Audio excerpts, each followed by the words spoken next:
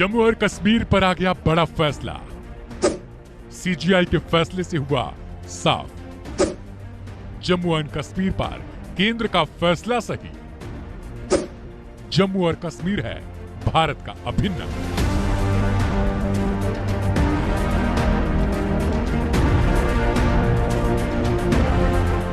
Supreme court ने लंबी सुनवाई के बाद आज अपना फैसला सुना दिया। बता दें कि जम्मू कश्मीर में धारा 370 खत्म करने के खिलाफ याचिका दायर की गई थी, जिसके लिए 16 दिन की लंबी सुनवाई के बाद आज फैसला आया है।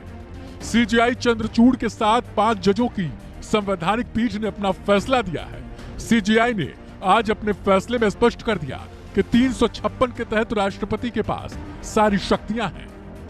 राष्ट्रपति के पास 370 पर फैसला लेने का पूरा अधिकार है और इसी के साथ ये शक्तियां केंद्र के पास है। सीजीआई ने अपने फैसले में यह भी कहा कि केंद्र सरकार द्वारा 370 हटाया जाना वैध है और ये बरकरार भी रहेगा। बता दें कि सुप्रीम कोर्ट ने कहा कि संविधान के तहत ही ये फैसला लिया गया है। सीजीआई ने कहा कि विलय के साथ ही जम्मू और कश्मीर ने अपनी संप्रभुता को छोड़ दिया था। जम्मू और कश्मीर के पास देश के अन्य राज्यों से अलग कोई आंतरिक संप्रभुता नहीं है, अर्थात दूसरे राज्यों की तरह ही जम्मू कश्मीर भी है। जम्मू कश्मीर भारत का अभिन्न अंग है, यानी साफ है कि 5 अगस्त 2019 का फैसला अब बना रहेगा। सीजीआई ने अपने फैसले में इस बात पर भी टिप्पणी की कि अनुच्छेद 370 अस्थायी प्रावधान था। केंद्र के फैसले पर सवाल खड़े करना उचित नहीं है। सुप्रीम कोर्ट के फैसले से साफ है कि कश्मीर में जो लोग इस फैसले के बाद से कश्मीर को स्वतंत्र राज्य बनाने के लिए सवाल उठा रहे थे और केंद्र के फैसले को गलत ठहरा रहे थे, वो अब 80 में भी इसे हार चुके हैं। यही नहीं बल्कि सुप्रीम कोर्ट ने केंद्र के फैसले की तारीफ की और कहा कि जल्द से जल्द जम्मू कश्मीर को राज्य बनाकर वहां चुनाव कराए जाएं। जम्मू कश्मीर से धारा 370 को निरस्त करने और 2 केंद्र शासित प्रदेश में बांटने के खिलाफ याचिका पर सुप्रीम कोर्ट सुनवाई कर रहा था। सुप्रीम कोर्ट की 5 न्यायाधीशों की संविधान पीठ ने 16 दिनों तक चली लंबी बहस के बाद सभी कानूनी मुद्दों पर विचार किया। बता दें कि इनमें चीफ जस्टिस डीवाई चंद्रचूड़, न्यायमूर्ति संजय किशन कौल, न्यायमूर्ति संजीव खन्ना, बीआर गवई और न्यायमूर्ति सूर्यकांत शामिल है। सुप्रीम कोर्ट ने 5 सितंबर को फैसला सुरक्षित रख लिया था। इससे पहले बता दें कि धारा 370 के खिलाफ दायर याचिका में इसे निरस्त करने और जम्मू कश्मीर पुनर्गठन अधिनियम 2019 को चुनौती दी गई थी। इसमें कई याचिकाएं 2019 में संविधान पीठ को भेजी गई थी। इन याचिकाकर्ताओं ने तर्क दिया कि अनुच्छेद 370 को शुरू में अस्थायी माना गया था, लेकिन वो जम्मू कश्मीर की संविधान सभा के विघटन के बाद स्थायी हो चुका था। उन्होंने यह भी तर्क दिया था कि संसद के पास अनुच्छेद 370 को निरस्त करने के लिए खुद को जम्मू कश्मीर की विधायिका घोषित करने का अधिकार नहीं है। ऐसे में सुप्रीम कोर्ट के आज दिए गए फैसले के बाद ये साफ हो चुका है कि मोदी सरकार के द्वारा लिया गया फैसला सही और उचित था। और जो यूनानिमस जजमेंट थी, ये सुनकर बहुत निराशा हुई, बहुत अफसोस हुआ। मैं शुरू से ही कह रहा था कि 2 अदारे हैं जो इसका फैसला कर सकता है, एक पार्लियामेंट, मरकजी सरकार, और दूसरा सुप्रीम कोर्ट। जाहिर है मरकजी सरकार करती नहीं, उन्होंने तो आर्टिकल 370 को ख़त्म किया, कानून बनाकर नया। अब ये आखिरी हमारी उम्मीद थी कि सुप्रीम कोर्ट इसमें सुनाई करे और इसका फैसला सुनाए। 3 महीने 4 महीने इस पर बहस हुई पार्लियामेंट के अंदर और मुख्तलिफ वकला ने अलग अलग पार्टीज़ को और रियासत जम्मू कश्मीर के लोगों को रिप्रेजेंट किया। और उसके बाद जो आज यूनानिमस फैसला आया, उससे मेरे ख्याल में जम्मू कश्मीर के सभी लोग, चाहे वो कश्मीर के हों या जम्मू सूबा के, वो खुश नहीं है। मैं आज भी समझता हूं कि ये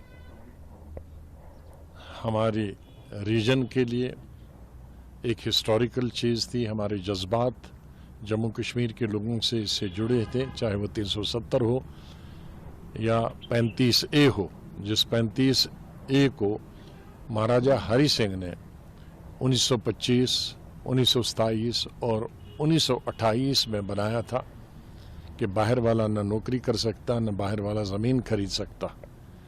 और जब हमारा आईन बना तो 35A की शक्ल में उस महाराजे को फैसले को आगे बढ़ाया था।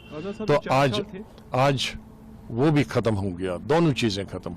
इससे हमारी स्टेट की इकानमी को बहुत नुकसान होगा, ज़मीनें महंगी हो जाएंगी, पूरे हिंदुस्तान के लोग जम्मू और श्रीनगर आएंगे।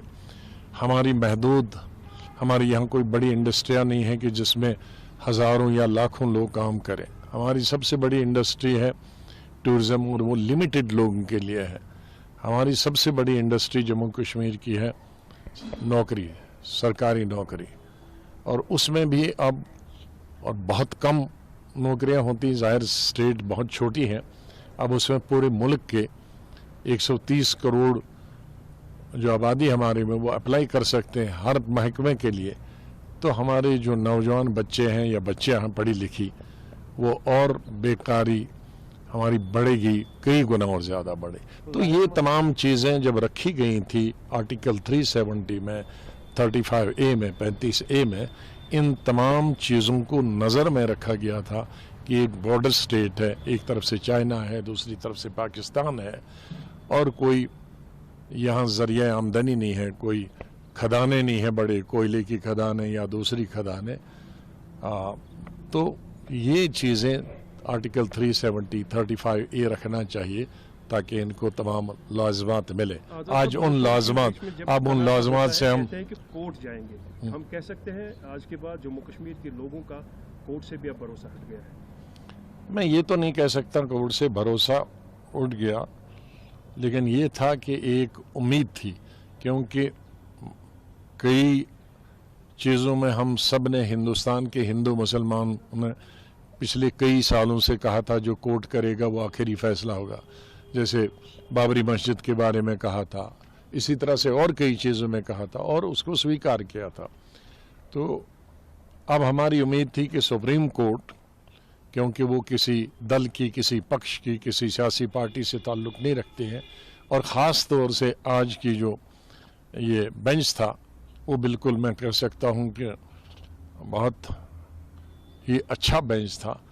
लेकिन अब उन्होंने कॉन्स्टिट्यूशन को इंटरप्रेट किया और कॉन्स्टिट्यूशन के हिसाब से उन्होंने कहा कि 370 है। लेकिन मैं बुनियादी तौर पे कहता हूँ कि इसको ख़त्म करना 5 अगस्त 2019 को ही गलती थी।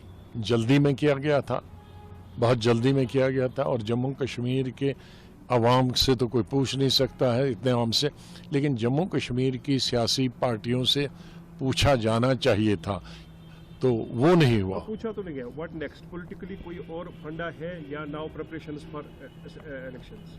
अब तो सुप्रीम कोर्ट ने कह दिया है कि 30 सितंबर तक इलेक्शन होने चाहिए और उसके फौरी बाद स्टेटहुड देना चाहिए। तो अभी उन्होंने गुंजाइश कुछ रखी नहीं। तो आप ये कह सकते हैं कि ये जो फैसला था कोर्ट का, अब अदालत के खिलाफ तो कुछ नहीं कह सकते, लेकिन उससे जम्मू कश्मीर के तमाम अवाम में, हमें, हमारी पार्टी को बहुत मायूसी और अफसोस है। स्टेटहुड तो उन्होंने पहले ही पार्लियामेंट में कहा है, अब उसमें इलेक्शन का भी पहले ही कहा है, लेकिन इस सिलसिले में कम से कम जो सुप्रीम कोर्ट ने एक डेट तय कर दी कि भाई 30 सितंबर से पहले होना चाहिए और उसके फौरन बाद स्टेटहुड होना चाहिए, वो चीज़ तो हमारे हक में है। लेकिन जो दूसरी चीज़ थी जिससे हमारे जज्बात जुड़े थे, या हमारी तरक्की के लिए, हमारी मैशत के लिए, हमारी रोज़गार के लिए, बच्चों के रोज़गार के लिए, या ज़मीन महंगी ना हो, उसके लिए जो चीज़ें थी वो हमें नहीं मिल पाएंगी।